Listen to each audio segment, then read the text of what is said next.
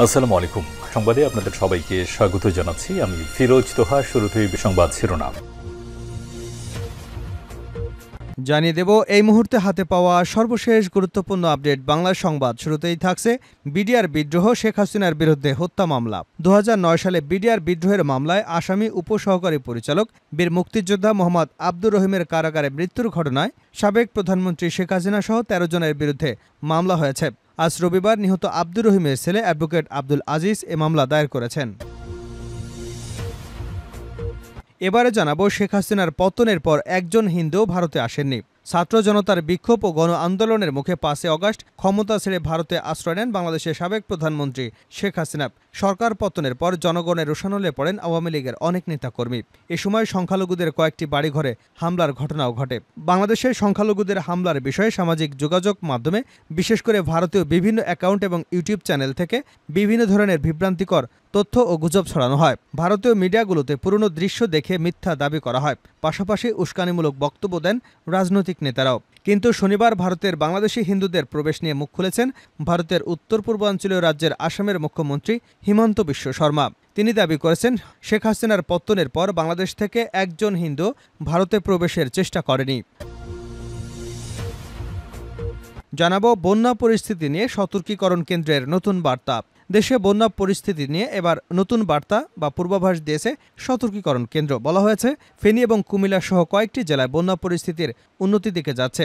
তবে বান্দরবান, খাগড়াছড়ি ও কক্সবাজার জেলায় বন্যা পরিস্থিতির আরও অবনতি হতে পারে।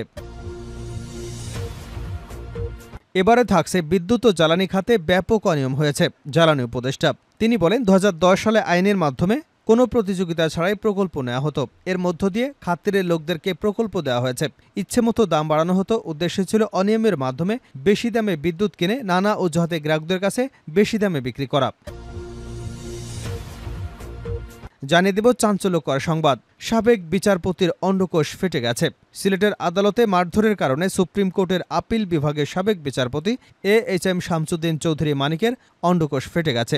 গতকাল শনিবার রাত 11:30টার দিকে আশঙ্কাজনক অবস্থায় তাকে সিলেট উসমানী মেডিকেল কলেজ হাসপাতালের ICUতে ভর্তি করা হয়েছে। সেখানেই তার শরীরে অস্ত্রোপচার করা হয়। এ সময় সাবেক এই বিচারপতির শরীরের বিভিন্ন অংশে আঘাতের চিহ্ন পাওয়া গেছে বলে হাসপাতাল সূত্র জানিয়েছে।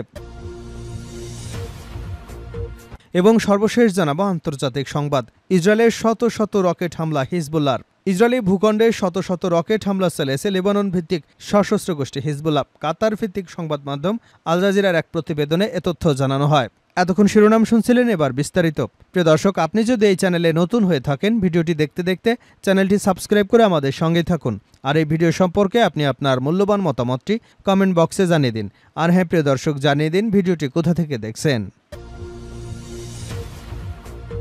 বিডিআর বিদ্রোহ, শেখ হাসিনার বিরুদ্ধে হত্যা মামলা।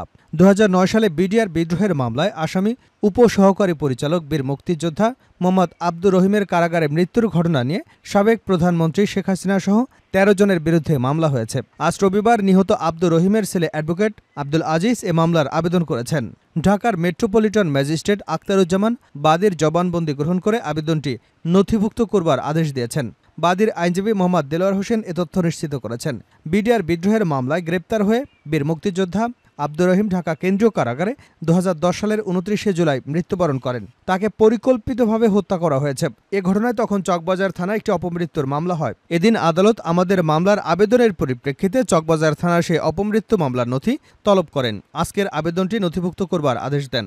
মামলায় সাবেক প্রধানমন্ত্রী শেখ হাসিনা, সাবেক বিজিবির মহাপরিচালক ও সাবেক সেনাপ্রধান ব্রিগেডিয়ার জেনারেল আজিজ আহমেদ, পিলখানা বিদ্রোহ মামলা রাষ্ট্রপক্ষের আইনজীবী মোশাররফ হোসেন কাজল, সাবেক কারা মহাপরিদর্শক ব্রিগেডিয়ার জেনারেল আশরাফুল ইসলাম খান, ডিএসসিসির সাবেক মেয়র ফজলে নূর তাপস, নূরে আলম চৌধুরী লিটন, শেখ সেলিম, শেখ হেলাল, জাহাঙ্গীর কবির নানক, মির্জা আজম, আসানুল হক ইনু 2010 সালের জুলাই মাসে দায়িত্বরত ঢাকা কেন্দ্রীয় কারাগারে জেল সুপার, দায়িত্বরত চিকিৎসকদের আসামি করা হয়েছে।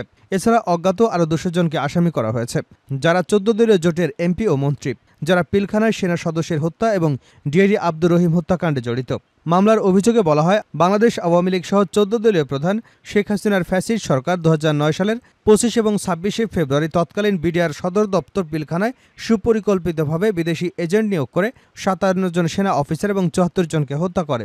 পরে বিডিআর বিদ্রোহের অভিযোগে চকবাজার থানায় হত্যা মামলা দায়ের করা হয়। অভিযোগে আরও বলা হয়, বাদীর বাবা বীর মুক্তিযোদ্ধা আব্দুর রহিম ডিএডি হিসেবে পিলখানায় কর্মরত ছিলেন। তাকেও বিডিআর বিদ্রোহের মামলায় আসামি করে আটক করা হয়।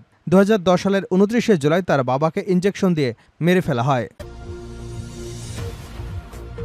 শেখ হাসিনার পতনের পর একজন হিন্দুও ভারতে আসেনি আসামের মুখ্যমন্ত্রী।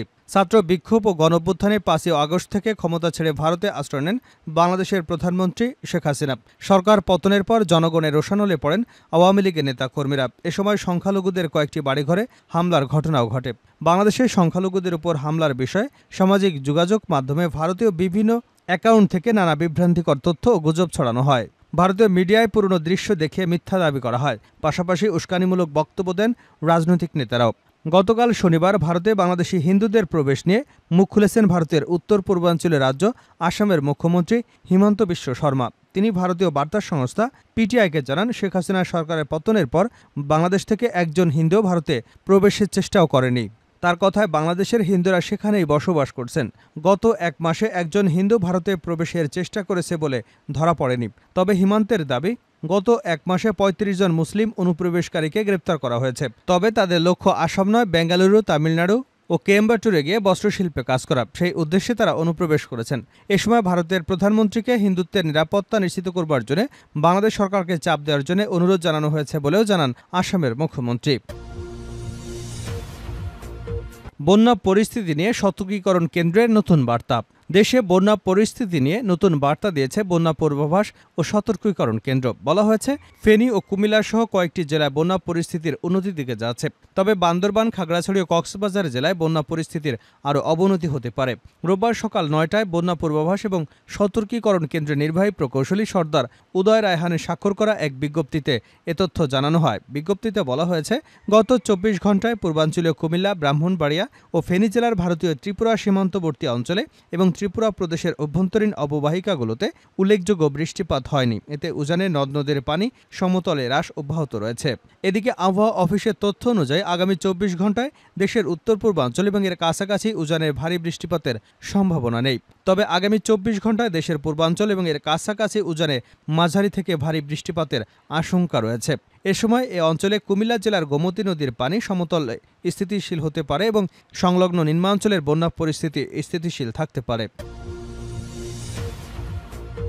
বিদ্যুৎ ও জ্বালানি খাতে ব্যাপক অনিয়ম হয়েছে জ্বালানি উপদেষ্টা। বিদ্যুৎ এবং জ্বালানি খাতে বিগত বছরগুলোতে ব্যাপক অনিয়ম হয়েছে বলে দাবি করেছেন বিদ্যুৎ ও জ্বালানি উপদেষ্টা মোহাম্মদ ফাউজুল করিম খান। 2010 সালে আইন করার মাধ্যমে কোনো প্রতিযোগিতা ছাড়াই প্রকল্প নেওয়া হতো। এর মধ্য দিয়ে খাতিরের লোকদের প্রকল্প দেওয়া হয়েছে। ইচ্ছেমতো দাম বাড়ানো হতো। উদ্দেশ্য ছিল অনিয়মের মাধ্যমে বেশি দামে বিদ্যুৎ কিনে নানা অজুহাতে গ্রাহকের কাছে বেশি দামে বিক্রি করা। শনিবার বেলা 11:30টার দিকে মানিকগঞ্জের শিবালয় উপজেলার পাটুরিয়া এলাকার 35 megawatt Spectra solar power plant বিদ্যুৎ উৎপাদন কেন্দ্র পরিদর্শনকালে সাংবাদিকদের প্রশ্নের জবাবে তিনি এসব কথা বলেন। সহসায় বিদ্যুতের দাম কমানো যাচ্ছে না জানিয়ে জ্বালানি উপদেষ্টা বলেন, কারণ প্রতিবছর এ খাতে 42,000 কোটি টাকা ভর্তুকি দেওয়া হচ্ছে। ইতিপূর্বে বেশি দামে বিদ্যুৎ কেনায় এ সমস্যা হয়েছে। কম দামে বিদ্যুৎ না কেনা পর্যন্ত আমাদের ধৈর্য ধারণ করতে হবে। শেষ করছে আন্তর্জাতিক সংবাদ দিয়ে। ইসরায়েলের শত শত রকেট হামলা করল হিজবুল্লাহ। ইসরায়েলি ভূখণ্ডে শত শত রকেট হামলা চালিয়েছে লেবানন ভিত্তিক সশস্ত্র গোষ্ঠী হিজবুল্লাহ। কাতার ভিত্তিক সংবাদ মাধ্যম আল জাজিরা এক প্রতিবেদনে এ তথ্য জানিয়েছে। প্রতিবেদনে বলা হয়, বৈরুতে হিজবুল্লাহর এক শীর্ষ কমান্ডারকে হত্যার পর থেকেই তারা ইসরায়েলের বিরুদ্ধে হামলা চালিয়ে যাচ্ছে। হিজবুল্লাহ ইসরায়েলে 11টি সামরিক অবস্থানের একটি তালিকা প্রকাশ করেছে। সংগঠনটির দাবি, এসব অবস্থানে হামলা সফল হয়েছে। তারা আরও জানায়, ইসরায়েলের বিরুদ্ধে এই হামলায় মোট 320টি কাতিউষা রকেট, অসংখ্য ড্রোন ব্যবহার করা হয়েছে। এই পরিস্থিতিতে জরুরি অবস্থা জারি করেছে ইহুদিবাদী ইসরায়েল। জরুরি অবস্থায় বেসামরিক নাগরিকদের জন্য বেশ কিছু নির্দেশনা দিয়েছে সেনাবাহিনী। এর মধ্যে নির্ধারিত এলাকায় চলাফেরা না করা, জনসমাগম সীমিত করার নির্দেশনা দেওয়া হয়েছে। গত বছরের 7 অক্টোবর গাজায় ইসরায়েলে অভিযান শুরু করবার পর থেকে একাধিকবার লেবানন সীমান্তে সহিংসতার ঘটনা ঘটেছে। দুই দেশের সীমান্ত থেকেই বেসামরিক নাগরিকদের সরিয়ে নিয়েছে। লেবাননের উত্তরাঞ্চলীয় সীমান্তের নিয়ন্ত্রণ ইরান সমর্থিত সশস্ত্র গোষ্ঠী হিজবুল্লাহর কাছে। তারা বেশ কয়েকবার হামলার হুঁশিয়ারিও দিয়েছে। ইসরায়েলের সাথে সংঘাতে এখন পর্যন্ত শতাধিক যোদ্ধা নিহত হয়েছেন। একই সময় লেবাননের কয়েকজন বেসামরিক নাগরিকও ইসরায়েলি হামলায় প্রাণ হারিয়েছে। সংঘাতের তীব্রতা কম থাকলেও গত কয়েক মাস ধরে পাল্টাপাল্টি হামলা চালিয়ে আসছে ইসরায়েল ও হিজবুল্লাহ। গত কয়েক সপ্তাহ ধরে এই উত্তেজনা নতুন করে তীব্রতা পেয়েছে। ক্রমবর্ধমান উত্তেজনা বৃদ্ধির প্রেক্ষাপটে এই যুদ্ধ মধ্যপ্রাচ্যের অন্যত্র ছড়িয়ে পড়তে পারে বলে আশঙ্কা করা হচ্ছে।